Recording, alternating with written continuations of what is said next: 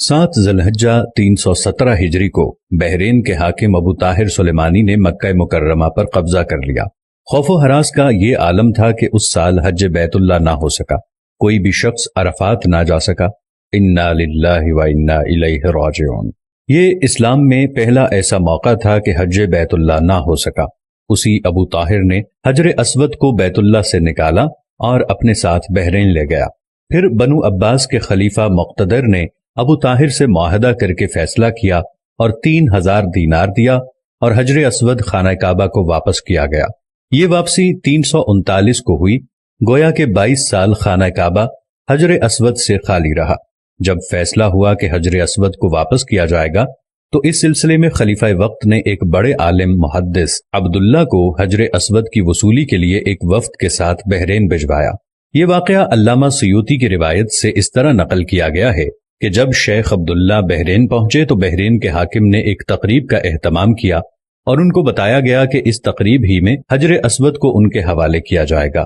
اب انہوں نے ایک پتھر جو خوشبودار تھا خوبصورت غلاف سے نکالا گیا کہ یہ حجر اسود ہے، اسے لے جائیں۔ محدث عبداللہ نے فرمایا کہ نہیں، بلکہ حجر اسود میں 2 نشانیاں ہیں، اگر اس میں یہ نشانیاں پائی جائیں تو یہ حجر اسود ہوگا، ورنہ یہ حجر اسود نہیں ہے۔ ایک تو یہ کہ حجر اسود ڈوبتا نہیں ہے، دوسرا یہ کہ آگ سے بھی گرم نہیں ہوتا۔ اس پتھر کو جب پانی میں ڈالا گیا تو ڈوب گیا، پھر آگ میں اسے ڈالا گیا تو سخت گرم ہو گیا، یہاں تک کہ پھٹ گیا۔ محدث عبداللہ نے فرمایا یہ ہمارا حجر اسود نہیں۔ پھر دوسرا پتھر لایا گیا، اس کے ساتھ بھی یہی عمل ہوا اور وہ پانی میں ڈوب گیا اور آگ پر گرم ہو گیا۔ فرمایا کہ ہم اصل حجر اسود ہی لیں گے۔ پھر اصل حجر اسود لایا گیا اور آگ میں ڈالا گیا تو ٹھنڈا نکلا، پھر پانی میں ڈالا گیا تو پھول کی طرح پانی میں تیرنے لگا۔ تو محدث عبداللہ نے فرمایا یہی ہمارا حجر اسود ہے اور یہی خانہ کعبہ کی زینت ہے اور یہی جنت والا پتھر ہے۔ اس وقت ابو طاہر نے تعجب کیا اور پوچھا کہ یہ باتیں آپ کو کہاں سے ملی ہیں؟ تو محدث عبداللہ نے فرمایا کہ یہ باتیں ہمیں جناب رسول اللہ صلی اللہ علیہ وسلم سے ملی ہیں کہ حجر اسود پانی میں ڈوبے گا نہیں اور آگ سے گرم نہیں ہوگا، کیونکہ یہ پتھر جنت سے لایا گیا ہے اور اس پتھر کی یہ خاص خصوصیات ہیں کہ نہ ہی یہ پانی میں ڈوبے گا اور نہ ہی یہ آگ سے گرم ہوگا۔ ابو طاہر نے کہا کہ یہ دین روایات سے بڑا مضبوط ہے۔ جب حجر اسود مسلمانوں کو مل گیا تو اسے ایک کمزور اونٹنی کے اوپر لادا گیا، جس نے تیز رفتاری کے ساتھ اسے خانہ کعبہ پہنچایا۔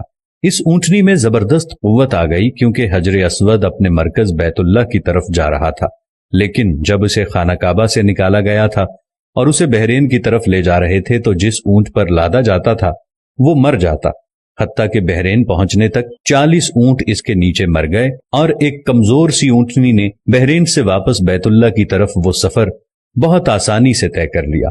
کیا خوبصورت شان ہے میرے اللہ کی، کیا خوبصورت شان ہے میرے نبی کی، اور کیا خوبصورت شان ہے اس حجر اسود کی کہ جو جنت کا پتھر ہے۔ اللہ تعالی ہم سب کو، آپ دیکھنے والوں کو، تمام کو حجر اسود کی زیارت نصیب فرمائے، ہم سب کو خانہ کعبہ کی زیارت نصیب فرمائے، آمین ثم آمین۔